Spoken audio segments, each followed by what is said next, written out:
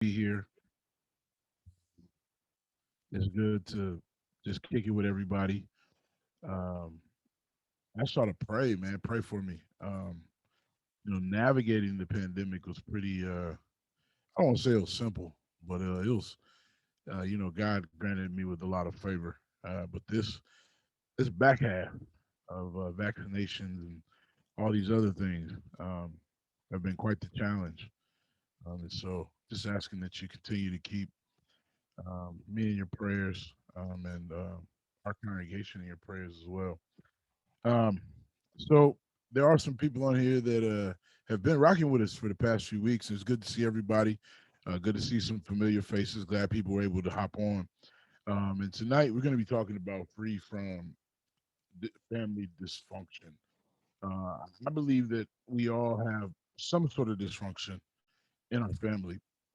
Um, no matter who we are, no matter our backgrounds, many of us come from dysfunction, right? I myself, um, I'm the product of two divorced parents, right? I'm I was old enough when my parents' marriage got very, very bad, and so I was able to witness a lot of that dysfunction, which kind of molded the way that I embrace relationships.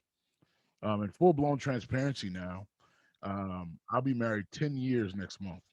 Uh, and so that's only 2 years less than my parents were married. Um, and my oldest son is 12. My parents got divorced when I was 12, going into the seventh grade. My parents split.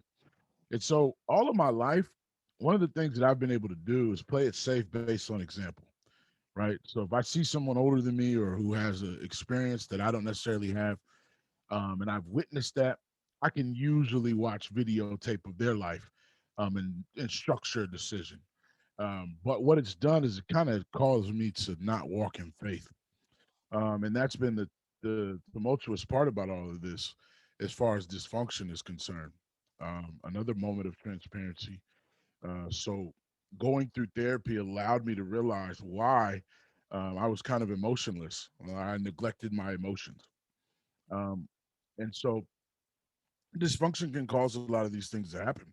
And we have to be mindful that we recognize them, because we are the legacy builders now, right? We are in that phase of being an adult. And you may not even want children or you might not have children, but you're still building a legacy. You're still rewriting uh, family history every day that you live and every day that you breathe on this earth. And so I have a picture up here of the children, the five child roles in dysfunctional family. And man, this thing hit so hard for me, because one of the things is that the chief enabler, right? Um, we have those in our family, right? The scapegoat, that's the problem child. I'm not going to disclose which one of my brothers is the scapegoat, but best believe we do have one, and we've all fit into that mold, as the Ford boys. Mascot, my brother Steven is definitely the family clown, and then the family hero, like being one of the oldest, kind of comes with those types of responsibilities, but also lost. I spent a lot of time by myself, because by the time I became a teenager, my brothers were still in elementary school and things of that nature. So I spent a lot of time by myself, and got into a lot of trouble by myself as well. But enough of that. Let's get into the text. So Genesis chapter 50, verse 15 through 17. I'm kind of glad that Alvin gave me this text, because this pericope, if you will, is the culmination of all of this stuff that happened, right? So Genesis 50, verse 15 through 20, is essentially 20 years of mess, that Joseph experienced. But we're going to take a deeper dive, because their family was raggedy. I mean, they had all kinds of mess going on in their family. And so we're gonna take a look at that as well. But Genesis chapter 50, verse 15 through 17, the Bible reads, when Joseph's brothers saw that their father was dead, right? I want you to underline this in your mind, because it's really, really, really, really, really, really, really, really, really important.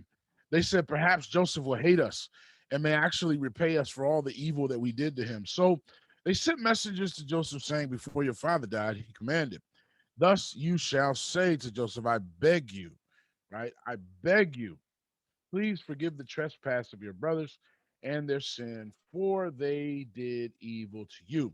Now, please forgive the trespass of your servants of God, of the God of your father. And Joseph wept. He wept when they spoke to him. Dysfunction, right? He's crying. He's weeping because it's painful. He now is one of the most influential people in the land. I mean, he's literally second in command, but he can't fight back tears because he's triggered from all of the things that his brothers had done to him. He's triggered.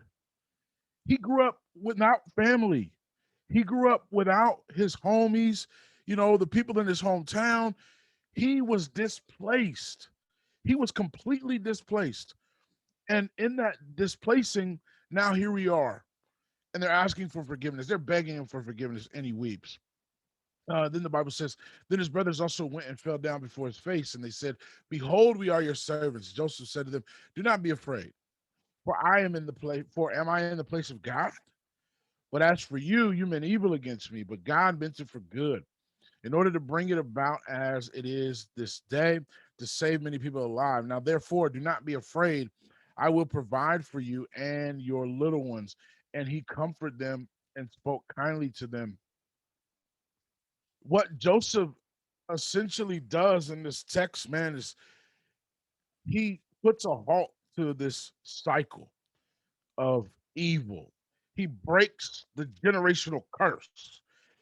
Here's the thing: you want to break curses, you're gonna go through some stuff.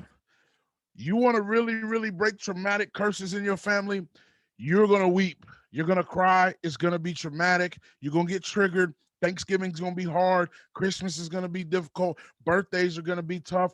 You can't accept reciprocation a lot of times. It's going to be very, very, very hard. And so we have to be ready for that if we want to shoulder that.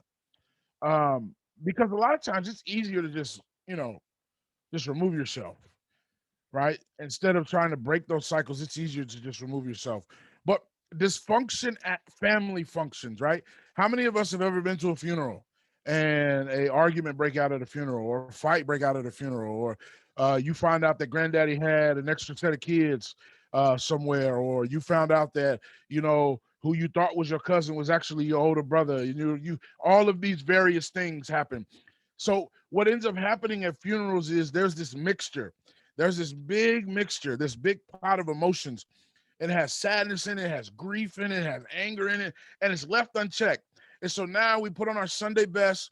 We go to celebrate Big Mama or Big Daddy or whoever we celebrate, auntie, uncle, and then we get triggered. Why do we get triggered? Because there's somebody in the family that has caused distress, and we want to check it right then because we don't have control over our emotions. Dysfunction is even seen at family gatherings such as funerals, birthday parties, family reunions.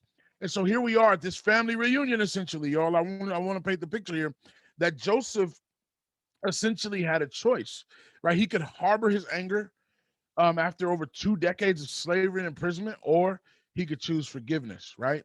His brothers were expecting him to choose violence, but he chose forgiveness. And so let's do some background here, right? Because I feel like if we understand the background of this family, it'll help us understand why his brothers came up with this idea and said, yeah, let's put our brother in this pit and, really let's kill him. But, one of the brothers stopped them and they sold him into slavery. But anyway, right? So you got the father, Jacob, Israel, right?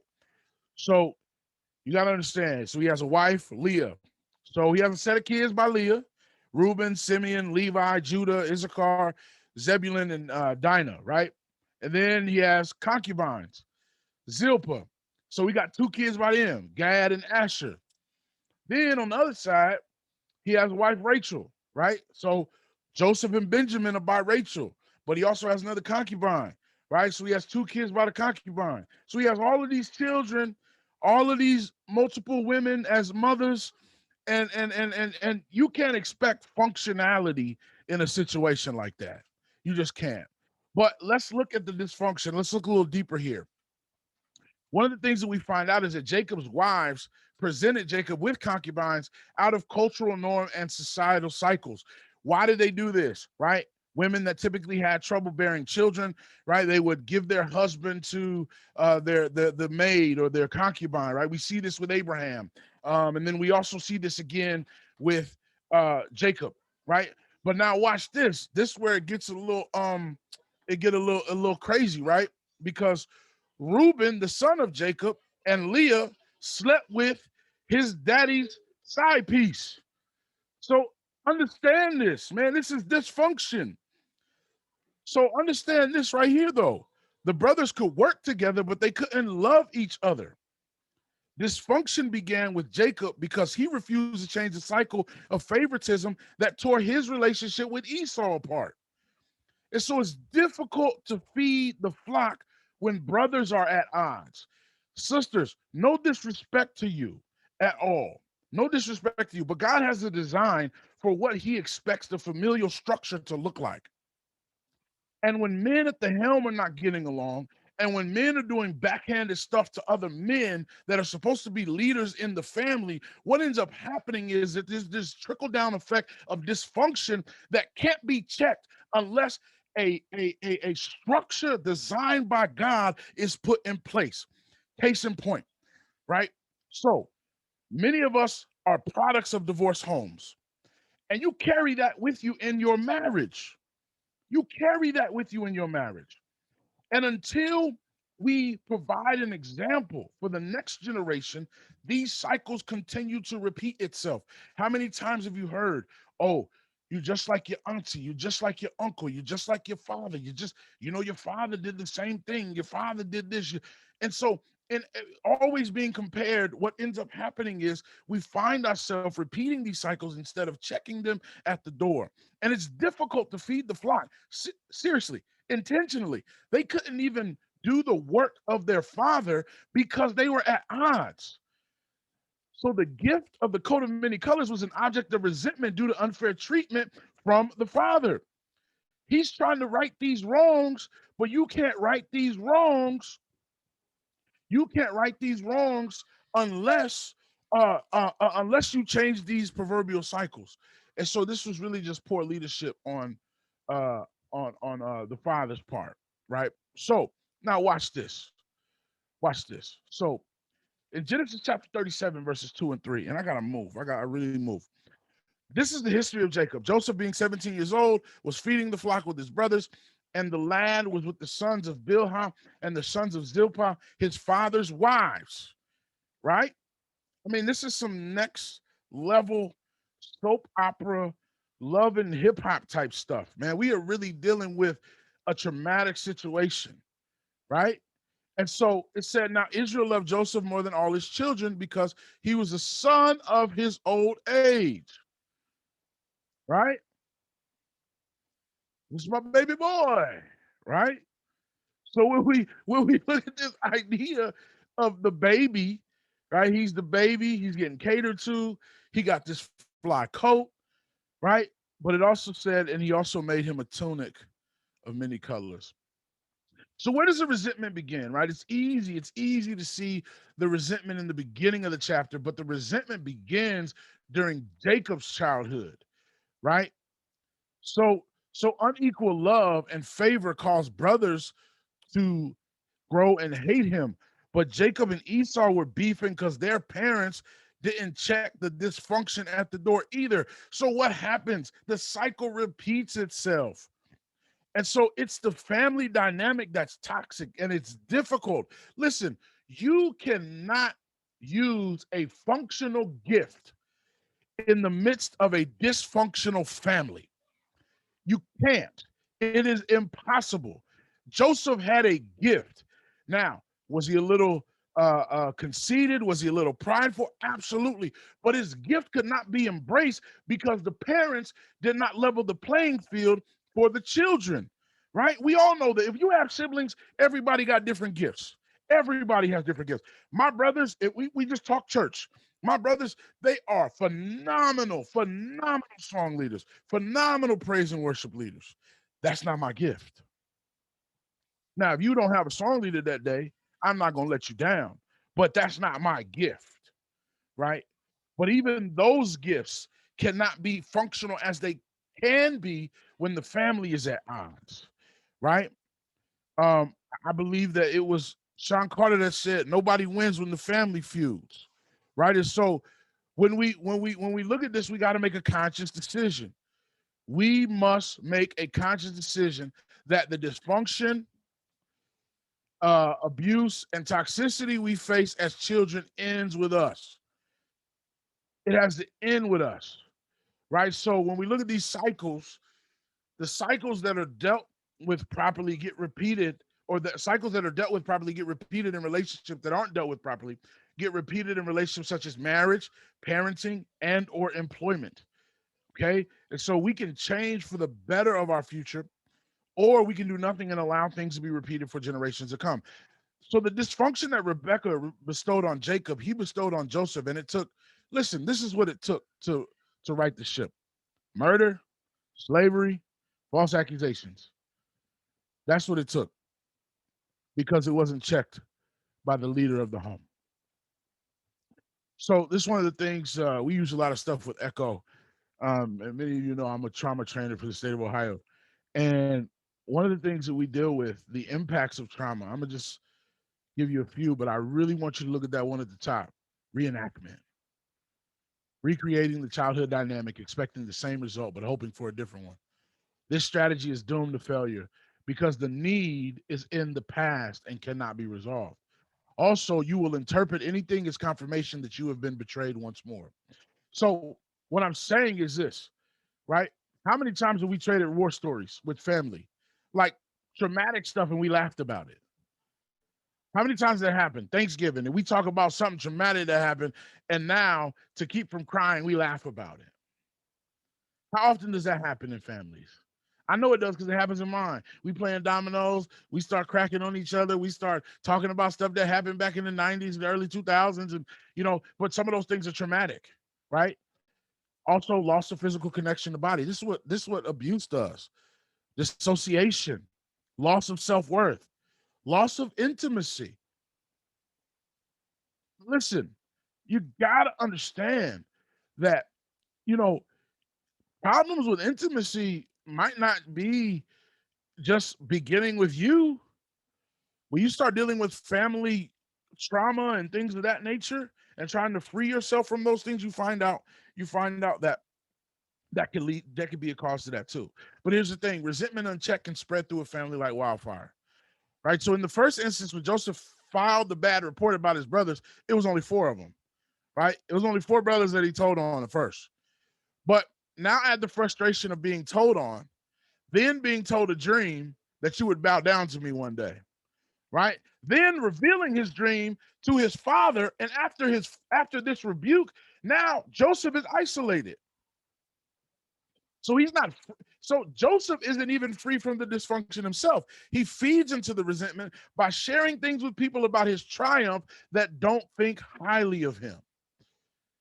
So let's keep it moving. We're almost done. Bear with me. So Genesis chapter 37, 5 and 10 says, now Joseph had a dream and he told it to his brothers and they hated him even more. So he told it to his father and his brothers, and his father rebuked them and said, what is this dream that you have dreamed? Shall your mother and I and your brothers indeed come to bow down to the earth before you? So now Joseph is isolated, right? We got to understand that every correction is not positive, because here's the thing: he's been rebuked, but who does Joseph have to lean on now? And so his father was validated for rebuking him, but nonetheless, there is no one in the house that could essentially come to his aid at that moment, because he's ostracized himself. He's isolated himself. So now his father looks hypocritical because this is the son that you gave this coat to. And now you're rebuking him because of his gift, his giftedness, because it's not accepted. It wasn't accepted. And so, see, we have to understand the favor is fine until you are no longer the giver of the favor. And so the resentment of the brothers grew, but the father was controlled enough to keep his thoughts to himself. The brothers couldn't. They didn't have experience with that. Um, so here's the deal, right? Envy is dangerous, right? Envy works in the opposite direction of love. Envy can consume us and destroy our families from inside out. The envy of the brothers took famine, prison, and slavery to rewrite the wrongs in the book of this family. So we have to understand that gifts are stifled. Gifts are stifled by dysfunction. And here's the thing, too. We really have to, family, we really, really, really have to be careful about the cultural norms that we accept in our household. Because, see, the family construct inhibited Jacob from being the father God called him to be. It's hard for him to be a father to all of those kids when there's four different women that he's had children by. It's hard, right? You think about it now. If you have siblings and y'all have different parents, it's difficult because if my dad does something for you and your dad doesn't do, you begin to resent me and I had nothing to do with this. And so we gotta be careful. We gotta be careful. All the societies and cultural norms are not healthy for a godly family. So the dysfunction in Jacob's household did not leave room for the gift from God. Joseph's giftedness came from God in a way that was edifying to the entire household. His gift was seen as something negative because the house wasn't right. And so, if we're going to free ourselves from family dysfunction, we got to get our house in order. I don't care if you have kids, I don't care if you're married, separated, divorced, children, no children, single, living with your parents. You got to check the dysfunction. Otherwise, your giftedness will not reach its potential. And we see this a lot in a lot of biblical stories, and I wish I had a little bit more time, but we got to move on. But Genesis chapter 37, verse 20 through 21, again, right? Understand that he says, come therefore. Watch this. He said, let us kill him and cast him into some pit, and we shall say, some wild beast has devoured him. We shall see what will become of his dreams. But watch this. But Reuben heard it and delivered him out of their hands and said, let us not kill him. Let's go back to the family tree real quick before I close. Let's go back to the family tree. Reuben, hold on. There's a connection there, right? I mean, essentially, right? Essentially, Reuben knows, man, this is, this is my brother. This is my mama's sister's son, you know, uh, cousin brother, I guess is what you would call him, right? But understand the dysfunction. It took Reuben. Reuben was the one who had to get him out of the pit. He said, listen, man, don't lay hands on him, that he might deliver him out of our hands and bring him back to the Father.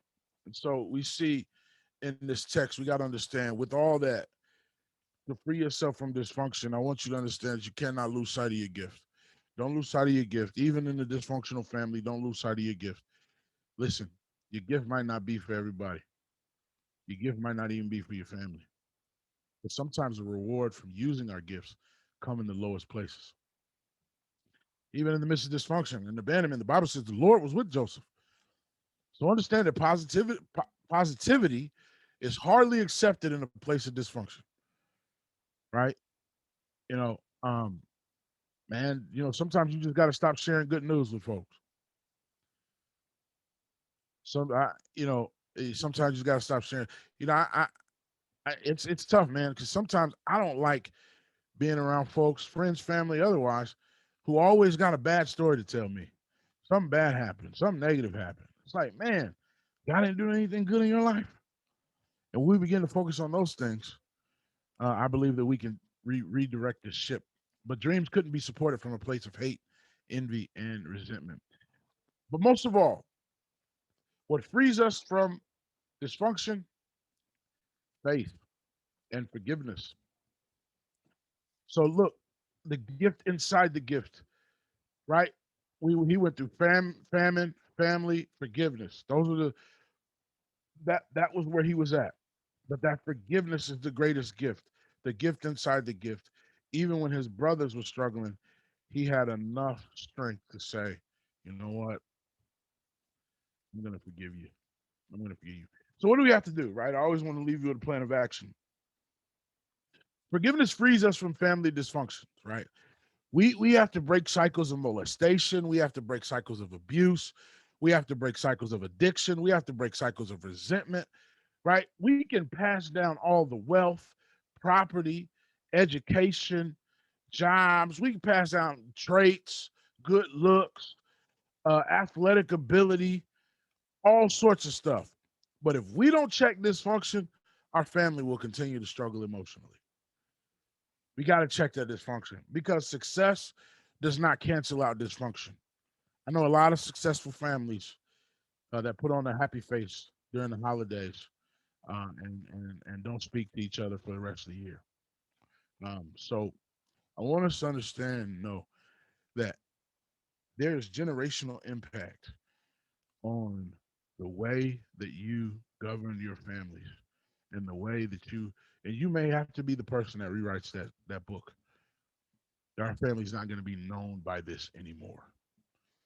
And it starts with you. So that's my word tonight. I hope that this was something that was beneficial.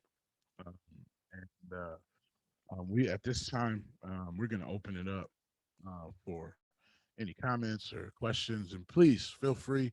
I know everybody doesn't like to come off mute or turn their camera on, but the chat is a viable option as well. So I just want to put that out there. But at this time, we come off mute. We turn our cameras on if you can, and we just talk. And we just talk about what popped into your mind about the lesson on today. So we will do that now.